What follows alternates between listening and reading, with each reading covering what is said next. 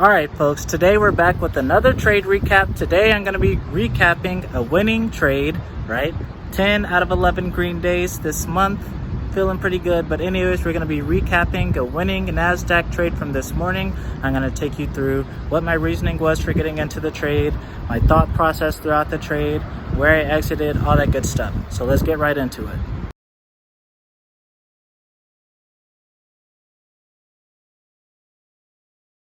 All right, folks, so here we are over on Thinkorswim. The trade was very straightforward. Again, we were trading Nasdaq, and we were trading the Nasdaq futures via the QQQ puts, right? I'm an options trader. I have to trade options, and the Nasdaq, not the only way, but the main way that you trade the Nasdaq is through QQQ puts. So I alerted to the Discord that I was thinking about getting into the QQQ options right when we formed this RBR. And for those of you who don't know, RBR stands for rally-based rally for obvious reasons, right? Rally, then we had this basing candle, and then another rally. So once we got this basing candle here, and we started to get this lower wick indicating buyers, especially above VWAP, this is where I entered. I entered right around here. My stop loss was at the bottom of the wick. And from there, the trade was on, right? Now, this trade definitely was not stress-free, right? This is, again, where my entry was right here. And once we started moving up on this candle, we ended up meeting some turbulence and coming down pretty much almost a little bit above like where I entered. But when we were up here, like where this wick is, I was up about $200 on this trade. But again, the market doesn't move straight up or down, right? There's going to be some pullbacks, there's going to be some turbulence along the way. So and again, like I was only trading 3 contracts. Like I always trade 3 contracts. That's like my comfortable size right now. And so logically, I'm thinking to myself, like, okay, if I can't handle this turbulence with only 3 contracts, then how do I expect myself to be able to scale up to 10 contracts, 25 contracts, 50 contracts even, right? Like the more money that I have in the trade, the more the fluctuations are going to be. So like, just like with anything else, you have to work your way up. So I was staying faithful to my plan. I had conviction in my plan. The market leading equities were all still showing strength at this point in the day, especially Tesla themselves, which I also called out in the Discord this morning, but that's neither here nor there. But yeah, look at all these, right? They were still just going up and up and up. And the VIX, on the other hand, was showing signs of bearishness, meaning that that's bullish for the market. So fast forward right around to about 7:35.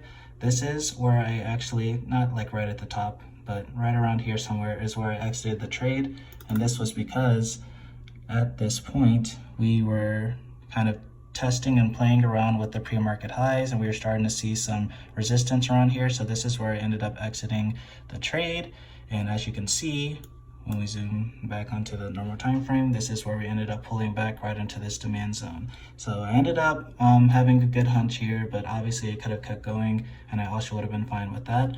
My overall target for this trade was targeting the supply zone up here at 12,070, which we did end up rallying to almost to the penny towards the end of the day, but I was out and about, like working out and doing some other stuff, so I wasn't still in the trade, obviously. But if I still was like in the office and trading all day, then I definitely probably still would have just held through all of this turbulence and ended up taking this trade. After exiting up here, I probably would have just, found another entry down here at demand, which, as you can also see, almost to the penny, would have ended up working out perfectly. So just to sum up here, I ended up risking, again, this was my entry right around here. So I ended up risking like literally such a small amount, like maybe no more than like 20 points or so to make. Originally all the way up to this supply zone was like over 200 points, but even up to this point, right, I got in right around here, which is, let's say, 1170, and exited up here at 11,950. So quick math, that's about 80 points. So yeah, just off of this play alone, this was like a 4-to-1 risk to reward ratio going all the way up here. I mean, we're up there in the double digits when it comes to risk to reward. So these are the type of asymmetrical trades and asymmetrical bets that you guys want to look for, especially when you're day trading, especially when the market is trending, and not just like when you're looking for baby scalps. All right, so that pretty much wraps up the recap. I hope that you guys found that helpful.